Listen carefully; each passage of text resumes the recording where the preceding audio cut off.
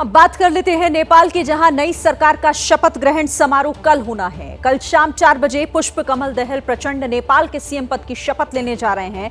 प्रचंड 2.5 साल नेपाल के प्रधानमंत्री रहेंगे और इसके साथ ही 2.5 साल बाद केपी शर्मा ओली नेपाल के प्रधानमंत्री रहेंगे। प्रचंड और ओली की पार्टी के बीच हुए समझौते के तहत अगले राष्ट्रपति और स्पीकर ओली की पार्टी से होंगे अगले प्रधानमंत्री, और इसी के साथ ही ये समझौता हुआ, जिस समझौते के साथ अब नई सरकार बनने जा रही है नेपाल में।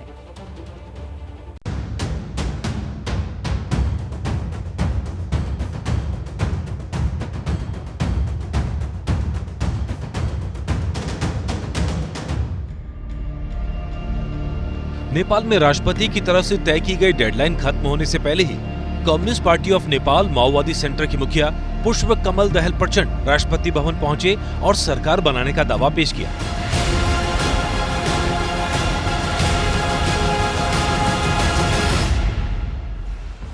चुनाव में नेपाली कांग्रेस के गठबंधन में शामिल प्रचंड जब सरकार बनाने का दावा करने राष्ट्रपति भवन पहुंचे तो उनके पास नेपाली कांग्रेस का नहीं, पूर्व पीएम केपी ओली की party communist party of Nepal UML का समर्थन था।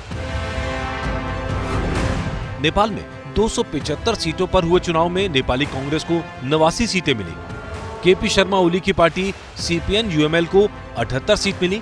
प्रचंड की पार्टी सीपीएन माओइस्ट को 32 सीट मिली। पहली बार चुनाव लड़ रही राष्ट्रीय स्वतंत्रता पार्टी को 20 सीट मिली। जनता समाजवादी पार्टी ने 12 सीट जीती। जनमत पार्टी के खाते में 6 सीट आई। वहीं राजशाही समर्थक आरपीपी को 14 सीट मिली। दरअसल नेपाल के चुनाव में किसी भी पार्टी को बहुमत नहीं मिला। नेपाली कांग्रेस ने 5 पार्टियों का गठबंधन बनाया था और एक सहमति थी कि शेरबहादुर देउबा और प्रचंड बारी बारी से 2.5 साल के लिए प्रधानमंत्री होंगे।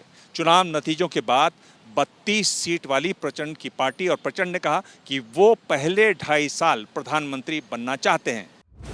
राष्ट्रपति विद्या देवी भंडारी ने पीएम चुनने के लिए सभी दलों को 25 दिसंबर तक की मोहलत दी थी।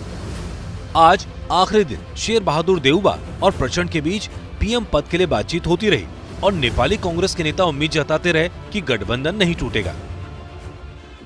नहीं, अभी क्या है कि उनका आकांक्षा होना स्वाभाविक है।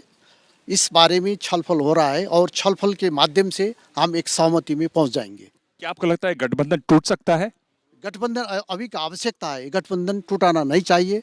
प्रधानमंत्री जी गठबंधन साथ में लेकर आगे बढ़ने का प्रधानमंत्री का इरादा है, वही प्रयत्न वो कर रहे हैं। लेकिन प्रचंड और देउबा के बीच बातचीत बनी नहीं। प्रचंड केपी ओली के घर पहुंच गए। प्रचंड और ओली के बीच लंबी बैठक हुई और बैठक के बाद प्रचंड राष्ट्रपति भवन पहुंचे और सरकार बनाने का दावा पेश कर दिया। प्रचंड ने राष्ट्रपति को 6 नेताओं के हस्ताक्षर वाला समर्थन पत्र सौंपा। प्रचंड ने 169 सांसदों के समर्थन की चिट्ठी राष्ट्रपति को सौंपी। फिलहाल पूर्व प्रधानमंत्री केपी ओली मंत्रिमंडल में शामिल नहीं होंगे, लेकिन प्रचंड के 2.5 साल के बाद वो नेपाल के प्रधानमंत्री बनेंगे। नेपाल के राष्ट्रपति का पद, जिसका चुनाव फरवरी के आखिर में होगा, वो और स्पीकर का पद केपी ओली की पार्टी को ही मिलेगा। यानी कभी सत्ता के लिए पार्टी तोड़ने वाले ओली और प्रचंड अब फिर सरकार के लिए एक साथ आ गए हैं। क्या मजबूरी है मेरी, बताइए।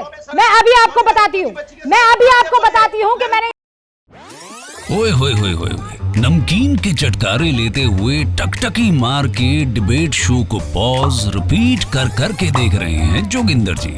इनकी तरह आप भी देखें अपने फेवरेट डिबेट्स को रिपीट कर और डाउनलोड कीजिए एबीपी लाइव ऐप अपने स्मार्ट टीवी पर।